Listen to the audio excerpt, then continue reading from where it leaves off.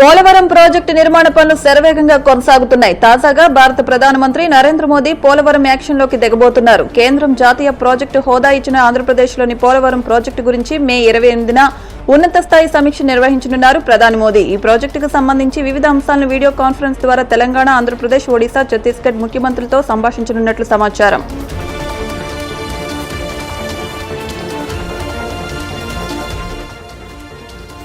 మాడుపగిలే ఎండతో అల్లాడిపోయిన ప్రజలకు వాతావరణ శాఖ గుడ్ న్యూస్ చెప్పింది. రుతుపవనాలు 2-3 రోజుల్లో మాల్దీవులు, మధ్య బంగాళాఖాతం వరకు విస్తరిస్తాయని తెలిపింది. దీని ప్రభావంతో రానున్న 3-4 రోజులు తెలుగు రాష్ట్రాల్లో వర్షాలు కురుస్తాయని ఐఎండీ తెలిపింది.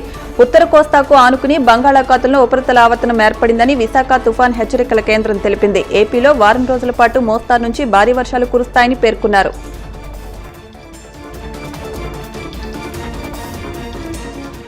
అనంతపురం జిల్లా కళ్యాణదుర్గం ఆబ్కారీ సీఐ హసీనాబాను ఆఫీస్ బాయ్ను చెప్పుతో కొట్టిన వీడియో ప్రస్తుతం నెట్టింట హల్చల్ చేస్తోంది. ఆబ్కారీ కార్యాలయం పరిధిలో అక్రమంగా మద్యం విక్రయిస్తున్న వారి నుంచి సీఐ ప్రతి నెల డబ్బులు వసూలు చేస్తున్నట్లు ఆరోపణలు ఉన్నాయి.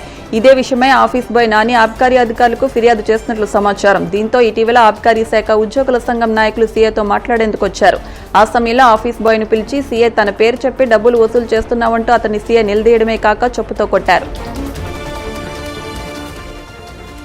పశ్చిమ గోదావరి జిల్లా నర్సాపురం మండలం కొప్పరు గ్రామంలో పద్దాల వెంకమ్మ అమ్మవారి సంబరాలు ఘనంగా ప్రారంభమయ్యాయి. 3 ఏళ్లకొకసారి జరిగే ఈ వేడుకలు ఈ నెల 18 వరకు జరగనున్నాయి. ఈ సంబరాలకు ఆలయ కమిటీ భారీ ఏర్పాట్లు చేపట్టింది.